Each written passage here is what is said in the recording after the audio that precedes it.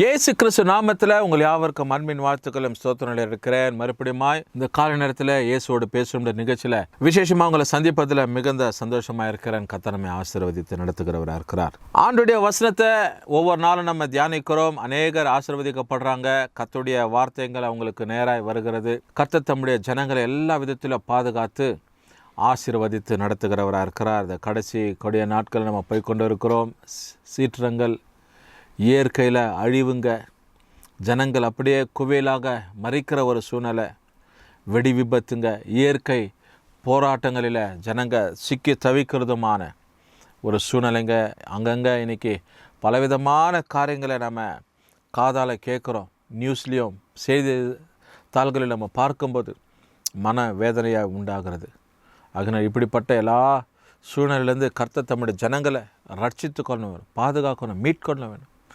அப்படி கர்த்தருடைய சமூகத்தில் நம்முடைய ஜெபங்கள் இருக்க வேண்டியதாக இருக்கிறது. இந்த காலை நேரத்தில் ஆண்டவர் நம்மோடு கூட இடைப்படுவதற்கு 2 ராஜாக்களின் புத்தகம் 20ஆம் அதிகாரம் 15வது வசனத்தை நம்ம எடுத்துக்கொள்ளலாம். The book of 2 Kings chapter 20 verses 5. ரொம்ப அதிகமான நேரம் எடுத்துக்கொள்ளல, சுருக்கி நான் இந்த காரியங்களை உங்களுக்கு நான் சொல்லும்படிக்க நான் யோசிக்கிறேன். அதனால் எசேக்கியா ராஜாவை குறித்து நமக்கு தெரியும். ஆண்டவர் இந்த எசேக்கியா ராஜா அதிகமாய் தேவனை நேசித்தான், தேவனுடைய தொண்டுகளை செய்தான். ஆண்டவர் விரும்புகிற காரியங்களை இந்த மனுஷன் செய்து தேவனுக்கு முன்பதாக நீதியாய் காணப்பட்டதான ஒரு மனுஷன். இந்த மனுஷனுக்கு திடீரென்று அவருடைய சரீரத்தில் ஒரு வியாதி உண்டாகிறது. நம்ம பல முறை இந்த வசனத்தை கவனிச்சிருப்போம். ஏன் இந்த இயேசுவோட பேசும் நிகழ்ச்சியில் நானே ஒரு சில வருஷங்களுக்கு முன்பதாக இந்த வார்த்தைகளையும் பேசியிருக்கிறேன். இன்றைக்கு சற்று வித்தியாசமாய் ஆண்டவர் என்ன நம்மோடு கூட பேச போகிறார் என்று சொல்லப்பட்ட இந்த கோணலில் நம்ம பார்க்க போகிறோம். ஆகினால இந்த எசேக்கியா ராஜா வியாதிப்பட்டு இருக்கிற சமயத்தில் இவனுக்குள்ள ஒரு காரியம் என்ன அப்படின்னா, இவன் மரண தருவாயில் தள்ளப்படுகிற ஒரு சூழ்நிலை. he is going to about to die. இப்போ சேதி உண்டாகிறது. ஆமோஸின் குமாரனாகிய ஏசாயாவை ஆண்டவர் என்ன பண்ணுறாரு, அனுப்புகிறார். வசனம் அப்படி தான் சொல்லப்படுகிறது. என் ஜனத்தின் அதிபதியாகிய எசேக்கியாவை நோக்கி, நீ போய் சொல்லு, உன்னுடைய ராஜ்ய பாரங்களை நீ சரிப்படுத்திக்கோ, உன்னுடைய வீட்டின் காரியங்களை சரிப்படுத்திக்கோ, நீ இன்னும் கொஞ்ச நாட்களில் நீ மறிக்க போகிறாய் என்று சொல்லி ஒரு துக்ககரமான ஒரு துக்க செய்தி, ஒரு மரண செய்தி இந்த ராஜாவை நோக்கி வருகிறது. அந்த ராஜா இப்போ பார்க்குறான், ஐயோ என்னுடைய காரியங்கள் இன்னும் செய்ய வேண்டியதாக இருக்கிறது, நான் இன்னும் அதிகமாக தேவனுக்கென்று செய்யணும், ஜனங்களுக்கென்று நான் உழைக்கணும், பல காரியங்களை செயல்படணும். ஆனால் இப்போது எனக்கு இந்த சூழ்நிலை ஏற்படுகிறது என்று சொல்லி ஆண்டவர்கிட்ட அவன் கேட்குறான். 3வது வசனத்தை இப்படி சொல்லப்பட, கர்த்தாவே, நான் உமக்கு முன்பாக உண்மையும் மன உத்தமமாய் நடந்து உமது பார்வைக்கு நலமானதை செய்தேன் என்பதை நினைத்தருளும். இப்படி ஒரு வேண்டுதல் தேவனிடத்தில் போகிறது. எசேக்கியா ராஜாவின் நிமித்தமாக மரண ஓலம் அவனுக்கு வந்துடுச்சு. நீ மறிக்க போகிற உடைய ராஜ்யபாரத்தில் வீட்டின் காரியங்கள் எல்லாவற்றையும் சரிப்படுத்திக்கணும். இப்போது தேவனை நோக்கி அவன் அபாயம் விடுறான். அவன் அழுகிறான், கெஞ்சுகிறான், ஆண்டவரே, நான் முன்பதாக மன உத்தமமாக இருந்தேன், உண்மையாக இருந்தேன், உன் பார்வைக்கு நலமானதை செய்த என்பதை உமக்கே தெரியும். நீங்கள் அதை ஒரு நாள் இல்லைன்னு சொல்ல முடியாது. நீங்கள் கொஞ்சம் நினைத்தரலுங்க, கொஞ்சம் ரீகால் பண்ணிக்கோங்கப்பா அப்படின்னு சொல்ல போடும்போது,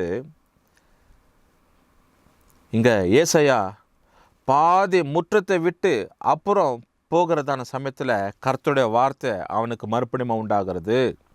நீ திரும்ப போய் என் ஜனத்தின் அதிபதியாகிய எசேக்கியாவை நோக்கி, உன் தகப்பனாகிய தாவீதின் தேவனாக இருக்கிற கர்த்தர் சொல்லுகிறது என்னவென்றால், உன் விண்ணப்பத்தை கேட்டேன், உன் கண்ணீரை கண்டேன், இதோ நான் உன்னை குணமாக்கி 3ஆம் நாளில் நீ கர்த்தருடைய ஆலயத்துக்கு போவா என்று சொல்லி ஆண்டவருடைய வார்த்தை மறுபடியும் இந்த எசேக்கியா ராஜாவுக்கு உண்டாகிறது.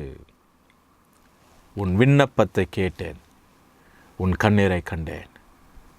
Two things are very much important. These 2 things are very much important. உன் விண்ணப்பத்தை கேட்டேன். தேவனுடைய சமூகத்தில் அவன் விண்ணப்பிக்கிற, ஆண்டவரே நான் உமக்கு முன்பதாக மன உத்தமமாக இருந்தேன், உண்மையாக இருந்தேன், ஜனங்களுக்கு எல்லாருக்கும் நலமானதை தான் நான் செய்தேன்.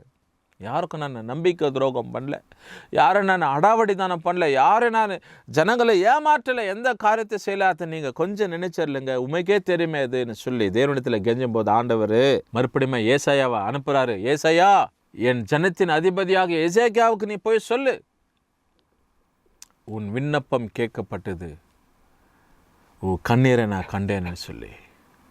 இந்த காலை நேரத்தில் கண்ணீரோடு இருக்கிறீங்களா? தேவனுடைய சமூகத்தில் ஏதாவது காரியங்களை எதிர்பார்க்குறீங்களா?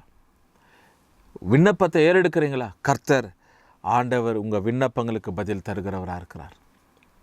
மாத்திரம் இல்லாதபடிக்கு அவர் வாக்கு கொடுக்கிறாரு. இன்னைக்கு தவிங்க 3வது நாளில் அவன் என்னுடைய ஆலயத்தில் இருப்பான்னு போய் சொல்லு. 15 வருஷத்தை ஆண்டவர் கொடுக்கிறார். 15 வருஷம் ஆண்டவர் அவனுக்கு வாழ்க்கையில் அதிகரிக்கிறது. அருமையான தேவ ஜனமே, ஒரே ஒரு சின்ன ஜெபம், a small prayer shook the Lord's heart. தேவனுடைய இருதயத்தை அசைத்தது. ஒரு சின்ன ஜெபம் தேவனுடைய இருதயத்தை அசைத்தது. உன் விண்ணப்பத்தை கேட்டேன், உன் கண்ணீரை கண்டேன். அவ்வளவுதான், பதில் முடிஞ்சிச்சு.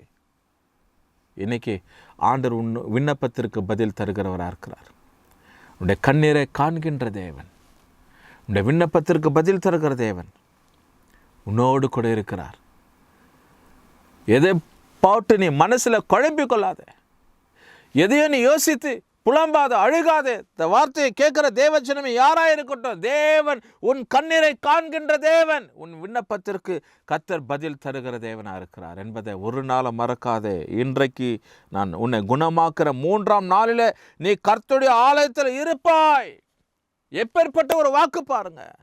You will be there in the Lord's porch on the 3rd day. ஆண்டுடைய ஆலயத்தில் இருப்பாய், கர்த்தருடைய ஆலயத்தில் இருப்ப 3வது நாள்.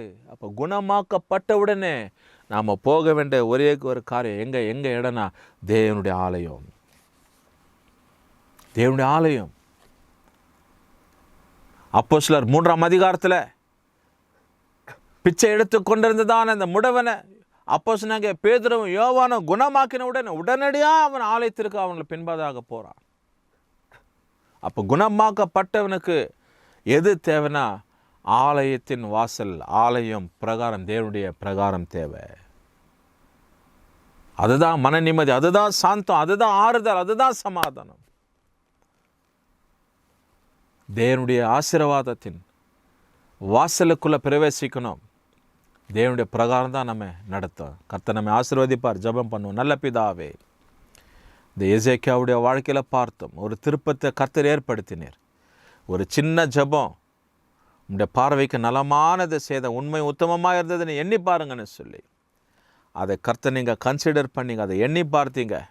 அது நிமித்தமாக அவனுக்கு ஆண்டவரே ஆயுசுகளை பெருக பண்ணி 3ஆம் நாளில் தேவனுடைய ஆலயத்தில் இருப்பாயின்னு வாக்கம் கொடுத்தீங்கப்பா. அதற்காக நன்றி.